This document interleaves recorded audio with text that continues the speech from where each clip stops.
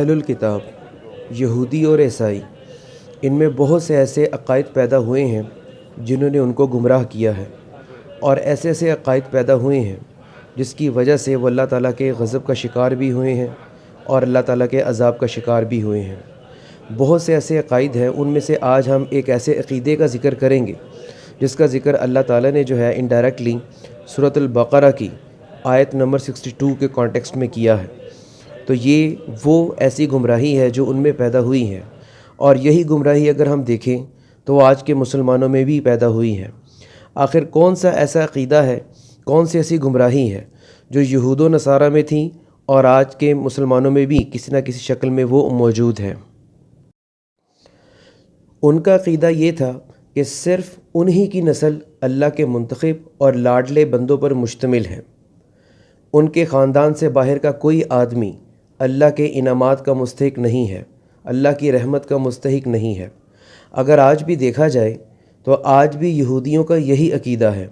اسی لیے تو یہودی مذہب ایک نسل پرست مذہب ہے، اور اس نسل کے باہر کا کوئی شخص یہودی مذہب اختیار کرنا بھی چاہے تو اختیار نہیں کر سکتا۔ اسی چیز کا رد سورۃ البقرہ کی آیت نمبر 62 میں اللہ تعالیٰ نے کچھ یوں فرمایا ہے، ان الذین آمنوا والذین ہادوا والنصارى والصابئین من آمن باللہ والیوم الآخر وعمل صالحا فلہم اجرہم عند ربہم ولا خوف علیہم ولا هم یحزنون۔ مسلمان ہوں، یہودی ہوں، نصرانی ہوں یا صابی ہوں، جو کوئی بھی اللہ تعالیٰ پر اور قیامت کے دن پر ایمان لائے اور نیک عمل کرے،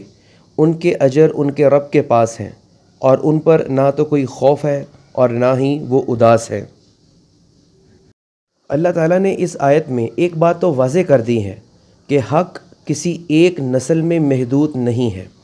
اصل اہمیت جو ہے نا وہ ایمان کی ہے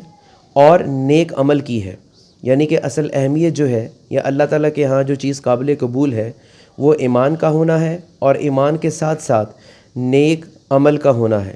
جو شخص بھی اللہ اور آخرت پر ایمان لائے اور عمل صالح کی بنیادی شرطیں پوری کرے، خواہ وہ پہلے کسی بھی مذہب یا نسل سے تعلق رکھتا ہو، اللہ کے نزدیک اجر کا مستحق ہوگا۔ یہاں قرآن پاک کی اس آیت میں اللہ تعالیٰ نے مسلمانوں، یہودیوں اور نصرانیوں کے علاوہ ایک اور کمیونٹی کا ذکر کیا ہے، وہ صابی تھے۔ یہودیوں اور نصرانیوں کے علاوہ عرب میں کچھ ستارہ پرست لوگ رہتے تھے جنہیں صابی کہا جاتا تھا، اس لیے ان کا بھی ذکر کیا گیا ہے۔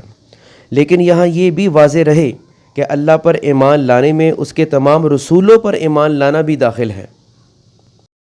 ایسا ہم ہرگز نہیں کر سکتے کہ کوئی شخص اللہ پر تو ایمان لاتا ہے، یعنی کہ کائنات کے کسی نہ کسی خالق کو تو مانتا ہے، لیکن اس کے رسولوں پر وہ ایمان نہیں لاتا۔ ایون کہ جو عرب کے لوگ تھے وہ بھی اللہ کو خالق مانتے تھے، لیکن جو عرب کے کفار تھے وہ آپ صلی اللہ علیہ وسلم پر ایمان بالکل بھی لے کر نہیں آئے تھے، تو اس ایمان کا کوئی فائدہ نہیں ہے، یعنی کہ رسولوں پر ایمان جو ہے وہ اللہ کے ایمان میں ہی داخل ہے۔ اب اس آیت میں مسلمانوں کے لیے ایک بہت بڑا سبق جو ہے وہ اللہ تعالیٰ نے دیا ہے کہ یہود اور نصارہ کا یہ دعویٰ کرنا باطل ہے کہ جنت صرف اور صرف ان کے ساتھ مخصوص ہے، اور نہ کسی مسلمان کا محض زبانی ایمان کا دعویٰ کرنا کافی ہے، بلکہ جو اللہ اور اس کے رسول پر صحیح ایمان کے ساتھ نیک عمل کرے گا وہ جنتی ہوگا۔ اسی نہج پر یہ آیت ہے کہ جو لوگ محض زبان سے اسلام کا دعویٰ کرتے ہیں، نجات کا سبب یہ چیز کبھی بھی نہیں ہو سکتی۔ نجات کے لیے ضروری ہے کہ وہ اللہ پر صحیح ایمان لائیں اور آخرت کو مانیں، اور جو باقی ادیان ہیں ان کو منسوخ کریں اور ان کی شریعت کو منسوخ کریں، اور جو وہ شریعت جو آپ صلی اللہ علیہ وسلم لے کر آئے ہیں اس پر ایمان لے کر آئیں، کیونکہ اسلام پر ایمان لانے میں آپ صلی اللہ علیہ وسلم کی شریعت بھی شامل ہے۔ یہاں ایک بات بڑی امپورٹنٹ ہے کہ کیا اللہ تعالیٰ کو اسلام کے علاوہ کوئی اور دین جو ہے وہ قابل قبول ہے؟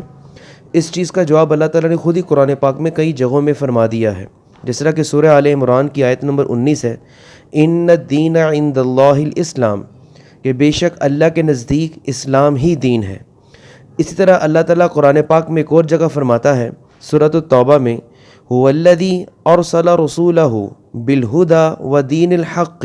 لیظہرہ علی الدین کلہ ولو کرہ المشرکون، کہ اللہ وہی ہے جس نے اپنے رسول کو ہدایت اور دین حق کے ساتھ بھیجا تاکہ اس کو ہر دین پر غالب کر دیں، خواہ وہ مشرکوں کو ناپسند ہی کیوں نہ ہو۔ اب یہاں جو بات بڑی امپورٹنٹ ہے وہ یہی ہے کہ جو اللہ پر ایمان لانا ہے دراصل وہ اسلام ہی کے ذریعے اللہ تعالیٰ پر ایمان لانا ہے، کیونکہ اللہ پر ایمان لانے کا مطلب ہے کہ آپ اسلام کو قبول کر رہے ہو اور اسلام کے تمام عقائد کو قبول کر رہے ہو۔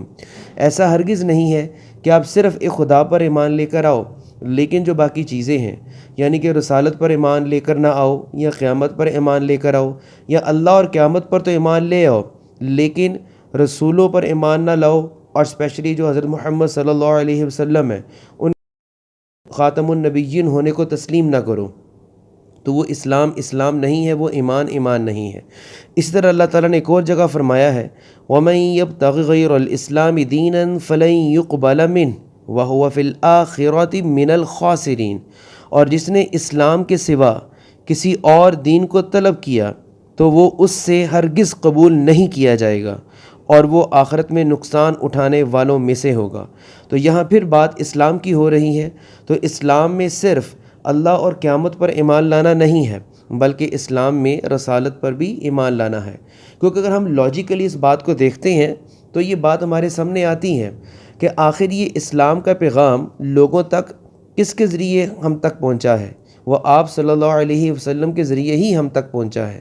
کیونکہ وہ رسالت کا جو فریضہ تھا وہ آپ صلی اللہ علیہ وسلم نے ہی سر انجام دیا ہے۔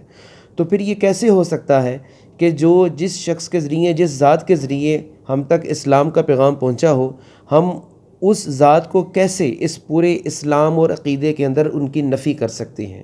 تو رسالت کے اوپر یعنی کہ آپ صلی اللہ علیہ وسلم کے اوپر بھی ایمان لانا اتنا ہی ضروری ہے جتنا اللہ تعالیٰ کی ذات پر ایمان لانا ہے۔ ہم دونوں میں سے کسی ایک کی بھی نفی نہیں کر سکتے، اور کلمہ طیبہ بھی تو یہی ہے، لا الہ الا اللہ محمد رسول اللہ، کہ نہیں ہے کوئی الہ اللہ کے سوا، اور محمد صلی اللہ علیہ وسلم جو ہیں وہ اللہ تعالیٰ کے رسول ہیں۔